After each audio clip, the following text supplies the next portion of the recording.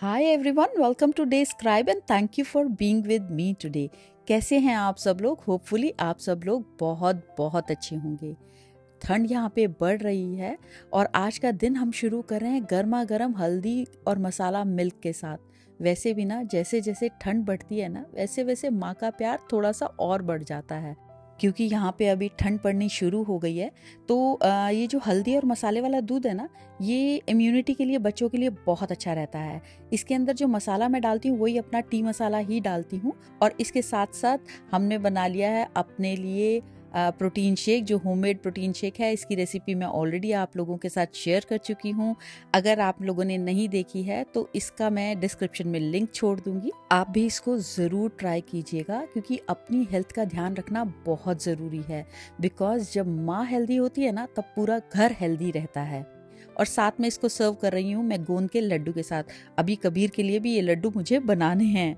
और फिर मैंने सोचा कि थोड़ा काम निपटा लेती हूँ। एक्चुअली हर 3 महीने बाद मैं अपनी वॉशिंग मशीन को डीप क्लीन करती हूँ। वॉशिंग मशीन में जब आप कपड़े धोते हैं तो उसके अंदर की साइड जो रबर में काफ़ी सारी गंदगी डिपॉजिट हो जाती है। इसके लिए इस तरीके के क्लीनर्स मिलते हैं। डिटॉल कंपनी भी देती है इसका क्लीनर। और अगर आप अमेज़ॉन पे सर्च करेंगे बहुत सारे आते हैं, तो आप किसी को भी ऑर्डर कर सकते हैं। अगर वो लिक्विड है तो आप इस तरीके से थोड़ा सा लिक्विड लेके पहले मशीन को बाहर से और अंदर से साफ़ कर लीजिए। और उसके बाद मैं इसका यूज़ करती हूँ इसको पूरी मशीन को रिंस करने के लिए। तो वो भी मैं आपको दिखा देती हूँ कि मैं कैसे करती हूँ। और इसमें क्या होता है कि फ्रंट लोडिंग में तो इस तरीके से रबर ऊपर होता ही है, लेकिन जो टॉप लोडिंग मशीन्स होती हैं उसमें आप डायरेक्टली लिक्विड को डाल के और उसको 30 मिनट्स या 40 मिनट का जो साइकिल है वो लगा के इसको रिंस कर सकते हैं। और ये नीचे का पार्ट होता है जो अक्सर हम इग्नोर कर लेते हैं। जब से मैं यहाँ शिफ्ट हुई हूँ मैंने इसको नहीं खोला है। मैं आज पहली बार इसको खोल रही हूँ। और ये आप देख पा रहे हैं इसके अंदर कितना गंदगी है।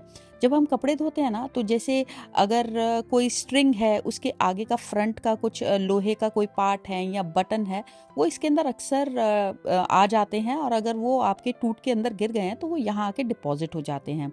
तो ये इस तरीके से मैंने साफ करके इसको भी लगा दिया है। अब आती है ये ऊपर की ट्रे की बारी। ये तो मैं अक्सर साफ करती ही रहती हूँ और इसको साफ करना बहुत ज़रूरी होता है। इसमें साबुन जैसे जैसे इकट्ठा होता रहता है ना, हर बार जब आप साबुन डालते हैं तो वो पूरा एक साथ नहीं निकलता है। तो यहाँ पे मैंने इसको साफ करके लगा दिया है। थोड़े एफर्ट्स ज़रूर लगते हैं, लेकिन बाद में अपने घर की इस तरह से सफाई करने के बाद ना बहुत ही पॉजिटिव एनर्जी मिलती है। Cleanliness is not just about the home, it is about the mindset too. और ये मैंने इसका लिक्विड इसके अंदर डाल दिया है और मैं इसमें 30 मिनट्स का अप्रॉक्स साइकिल लगा के, और नॉर्मल जो आप धोते हैं ना कपड़े, अगर आप क्विक वॉश आपका 30 मिनट्स का है तो क्विक वॉश इस तरीके से आप लगा के इसको छोड़ सकते हैं। और मैं कल मार्केट गई थी तो वहाँ से एलडी से पिज़्ज़ा डो ले आई थी। पिज़्ज़ा डो वैसे नॉर्मली यहाँ पे बना बनाया भी रॉ पिज़्ज़ा मिल जाता है, उसको आप ला के बेक कर सकते हैं। लेकिन मैंने सोचा इस बार पिज़्ज़ा डो ले जाती हूँ और उसी से मैं पिज़्ज़ा तैयार कर लूँगी। पिज़्ज़ा देखिए वैसे तो मैदे का होता है, लेकिन स्टिल अगर आप इसके अंदर वेजीज और चीज़ डाल देते हैं तो थोड़ा सा इसमें जो कहते हैं ना, एक कॉम्प्रोमाइज़ कर लेना चीज़ों के साथ, तो वो हो जाता है। तो राघव को पिज़्ज़ा बहुत पसंद है, स्कूल गया हुआ है वो। और मैंने सोचा उसके लिए वो आएगा तो मैं बना के उसके लिए रख देती हूँ। तो अभी इस डो को सिर्फ थोड़ा सा नीड करना पड़ता है। अभी मैंने इसको फ्रिज में से निकाला है तो ये थोड़ा सा टाइट है, लेकिन अगर आप इस तरीके से बना रहे हैं मार्केट से डो लाके, क्योंकि उनके फ्रीज़र में होता है ये, तो थोड़ा सा टाइट होता है। तो थोड़ा सा इसको बाहर अगर आप छोड़ देंगे तो ये नॉर्मल स्टेट में आ जाएगा और आपको बनाना ना बहुत ईजी हो जाएगा। और इसके साथ आप जितनी सब्जियां डाल सकते हैं ना, आप उतनी डाल दीजिए। इसमें आप टोमेटो सॉस भी डाल सकते हैं और जो पिज़्ज़ा पास्ता सॉस मिलती है ना, आप वो भी डाल सकते हैं। ये मेरी इंडिया से आई थी और मैं इसी को इस्तेमाल कर रही हूँ। और साथ ही मैं पिज़्ज़ा के अंदर ना सिर्फ मोज़रेला चीज़ यूज़ नहीं करती हूँ, मैं चेडर चीज़ भी यूज़ करती हूँ। तो अगर आपके पास चेडर चीज़ नहीं है तो आप मोज़रेला का ही यूज़ कर सकते हैं। लेकिन आजकल आई थिंक इसका कॉम्बिनेशन बना बनाया भी मार्केट में मिल जाता है। और साथ ही जो सॉफ्ट मोज़रेला चीज़ मिलता है, मैंने उसके भी थोड़े से पीसेस काट के इसके अंदर रख दिए हैं। और जितनी आप वेजिटेबल्स डाल सके उतना ही अच्छा। तो इसके अंदर मैंने शिमला मिर्च, प्याज, साथ ही साथ मशरूम भी डाल दिए हैं। और मेरा पिज़्ज़ा बनके हो गया है तैयार और ये बहुत ही टेस्टी बना है। आई होप राघव को भी पसंद आएगा। Simple joys are the sweetest ones, right? और इसके बाद मुझे जाना है मार्केट। मुझे आज आइकिया भी जाना है, मेरे को थोड़ा सा काम है और साथ ही साथ इंडियन स्टोर भी जाना है, क्योंकि महीने में एक बार मेरा इंडियन स्टोर का चक्कर ज़रूर लगता है। तो मैं वहाँ से कुछ सामान मुझे लेना है और मैं घर वापस आ गई हूँ। और मैंने वहाँ से बिकानो का ना पानी पूरी का रेडीमेड एक डब्बा था वो लिया है। ये मैंने 2 लिए हैं और आई डोंट नो कैसे निकलेंगे, लेकिन फ़र्स्ट टाइम मैं यूज़ कर रही हूँ। वैसे तो मैं घर पे ही पानी पूरी बना लेती हूँ, लेकिन इसके अंदर रेडीमेड कुछ सॉसेज हैं, कुछ पाउडर हैं। तो लेट मी सी क्या है इसके अंदर, क्योंकि इसको खोल के ही पता चल सकता है कि ये कैसा निकलेगा। तो इसमें सबसे पहले एक पैकेट में बूंदी दी हुई है। उस बूंदी को ना वार्म वाटर में सोक करने के लिए बोला है। और ये जो हमारी लाल चटनी होती है ना इमली वाली, उसका ये पाउडर दिया हुआ है। और ये पाउडर को ना पानी में मिक्स करने के लिए, जो नॉर्मल पानी होता है ना उसमें मिक्स करने के लिए कहा है। इसके लिए आपको वार्म वाटर यूज़ नहीं करना है। और ये है गोलगप्पे, बहुत ही सुंदर पैकिंग में इन लोगों ने दिए हुए हैं। राघव भी स्कूल से आ चुका है, उसका पिज्ज़ा उसने कहा मैं बाद में खाऊंगा, सबसे पहले मैं खाऊंगा गोलगप्पे। और जैसे आप चम्मच से मुझे गोलगप्पे बनाते हुए देख रहे हैं ना, इसको देख के राघव ने मुझे ये चीज़ बोली कि मम्मा, जो हम इंडिया में गोलगप्पे खाते हैं उसमें जो भैया होते हैं वो हाथ को पूरा पानी में डुबा के गोलगप्पे देते हैं। तो आप मुझे वैसे ही खिलाओ, कम से कम मेरे को फील तो आए और टेस्ट तो आए कि मैं गोलगप्पे खा रहा हूँ। तो फिर मैंने उसको वैसे ही बना के खिलाए।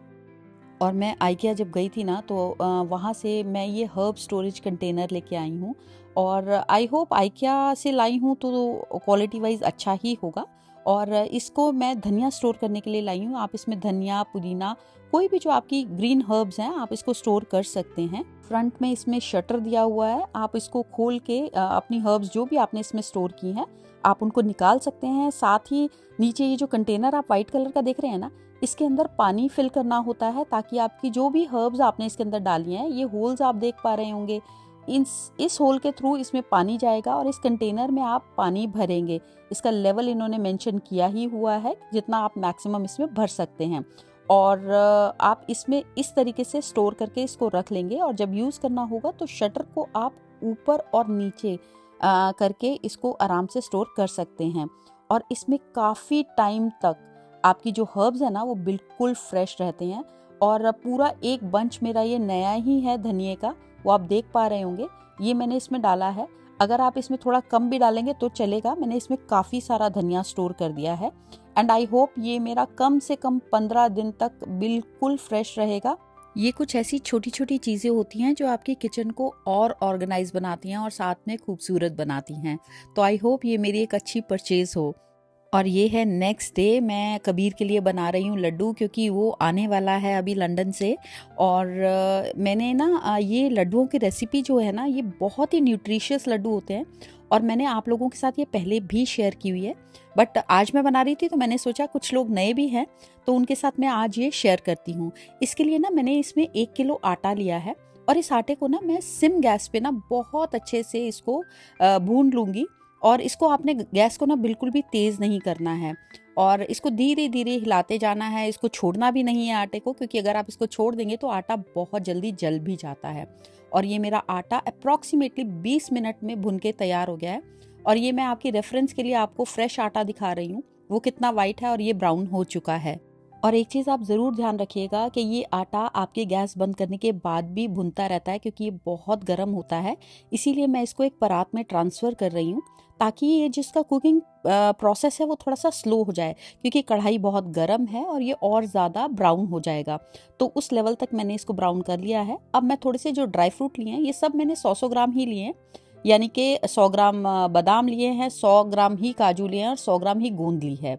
और ये सब चीज़ें ना मैं अभी रोस्ट कर लूँगी देसी घी में, और वही सेम देसी घी रखूँगी, बार बार चेंज नहीं करूँगी। तो सबसे पहले मैं गोंद इसमें रोस्ट कर लेती हूँ। इसके लिए हम लोग बहुत सारा जो देसी घी एक बार में नहीं लेंगे, थोड़ा थोड़ा करके इसमें डालते चले जाएंगे। और गोंद को ना आप हमेशा मीडियम फ्लेम पे ही रोस्ट कीजिएगा, लो टू मीडियम होनी चाहिए आपकी फ्लेम, क्योंकि इसका अंदर से पकना ना बहुत ज़रूरी होता है। कई बार हम क्या करते हैं, गोंद को हम पका लेते हैं और बाद में पता चलता है अंदर से वो बहुत टाइट है, बहुत ही चूई है और वो लड्डू पूरे ख़राब कर देती है। इसलिए जितना आपका लो टू मीडियम फ्लेम रहेगा उतना ही ये अंदर से पक जाएगा। और ये देखिए आप, ये थोड़ा सा अभी चिपक रहा है ना, आप जैसे ही इसको भून लेंगे और ये अच्छे से भुन जाएगा ना, ये आपस में अलग अलग हो जाएगा। ये आप देख पा रहे होंगे, ये सारे जो पर्ल्स हैं इसके, ये बिल्कुल अलग अलग हो गए हैं। इसी तरह से मैं बाकी की भी सारी गोंद जो है वो रोस्ट करके रख लूँगी। अगर आपने इन सब चीज़ों को रोस्ट करते हुए थोड़ा ज़्यादा घी भी डाल दिया है तो डोंट वरी, क्योंकि यही सेम घी जो है ना आपका बिल्कुल ये जितना आपने आटा रोस्ट किया है उसमें चला जाएगा। और क्योंकि हमें इसमें बाद में घी गरम करके डालना होता है, क्योंकि हमें इसके लड्डू बनाने हैं। और ये देखिए आप, बिल्कुल पर्ल्स की तरह ये जो गोंद है ये रोस्ट हो चुकी है। और इसको ना आप एक बार रोस्ट करने के बाद इसको चेक ज़रूर कर लीजिएगा। जब आप इसको तोड़ते हैं ना तो ये बिल्कुल क्रश हो जानी चाहिए, और बहुत ही आराम से ये क्रश हो जाती है, जैसा कि आप मुझे करते हुए देख रहे हैं। और इधर बाकी का ड्राई फ्रूट जो है ना, मेरे हस्बैंड मेरे साथ आके हेल्प करा रहे हैं और क्रश कर रहे हैं। पेरेंट्स का यही फ़ायदा होता है कि बच्चे सिर्फ डिमांड करते हैं और पेरेंट्स बहुत ही खुशी के साथ उस डिमांड को पूरा करने में लग जाते हैं। और यही तो सबसे प्यारा पार्ट होता है ना पेरेंट्स होने का। थोड़ा थक जाते हैं लेकिन दिल हमेशा खुश रहता है। मेरे बच्चों को ना ये लड्डू बहुत पसंद है। और इसी तरीके से ना, जैसे आप मुझे रोस्ट करते हुए देख रहे हैं ना, देसी घी में थोड़ा थोड़ा डालती जा रही हूँ और इनको रोस्ट करती जा रही हूँ। ये तीनों चीज़ें आपने इसी तरीके से रोस्ट करनी है, और बाकी की चीज़ें और भी डलनी है इसके अंदर, वो मैं आपको दिखा देती हूँ। लेकिन पहले हम लोगों को ये ड्राई फ्रूट इसी तरीके से रोस्ट करके इसी में मिला देना आटे में, क्योंकि आटे से ही हम लोगों ने लड्डू तैयार करने हैं। अगर आप लड्डू तैयार नहीं करना चाहते तो आप इसको नॉर्मल पंजीरी की तरह भी खा सकते हैं। और इधर मैंने जो गोंद थी ना वो अच्छे से मिक्सी में क्रश कर ली है। इसको आप हाथ से भी क्रश कर सकते हैं। और ये मैंने इसमें ना बादाम का फ्लार लिया है, और ये आलमंड फ्लार मेरे को कॉस्को से मिला है। और अगर आपको बाई चांस नहीं मिलता है, कोई प्रॉब्लम नहीं है, आप इसको स्किप कर सकते हैं, क्योंकि बादाम हमने ऑलरेडी इसमें रोस्ट करके डाल दिए हैं। मेरे पास था इसलिए मैं इसको डाल रही हूँ। इसके साथ मैं ले रही हूँ फ्लैक्सीड पाउडर, जो अगेन आपकी हेल्थ के लिए बहुत अच्छे होते हैं। इसके 2 से 3 चम्मच भर के मैं इसके अंदर डाल रही हूँ। और इसके साथ साथ इसमें मैं डाल रही हूँ 400 ग्राम ब्राउन शुगर है पिसी हुई। अगर आपको ब्राउन शुगर नहीं लेनी, आप इसके अंदर गुड़ भी मेल्ट करके ले सकते हैं। और साथ ही इसमें मैं लूँगी घी, जो कि मैं ऑलरेडी मेल्ट कर चुकी हूँ। बहुत ज़्यादा गर्म घी नहीं लीजिएगा, हाथ जलने का डर रहता है। और इसी तरीके से आप थोड़ा थोड़ा घी डाल के अपने अकॉर्डिंग, अगर आपको पंजीरी खानी है तो इसमें घी थोड़ा कम डलेगा। मुझे इसमें लड्डू बनाने हैं तो अप्रॉक्सीमेटली आधा किलो घी इसके अंदर मेरा लग गया है। और इसके मैं अब लड्डू तैयार कर लूँगी। आपको पता चल जाएगा जिस समय आप इसको गूंद रहे होंगे ना, तो आप इसको इकट्ठा करके देख लीजिएगा। अगर वो लड्डू बन रहा है तो उसके अंदर घी और नहीं डालिएगा, नहीं तो वो बहुत ही ज़्यादा सॉफ्ट हो जाएगा, लड्डू मेल्ट होने शुरू हो जाएंगे।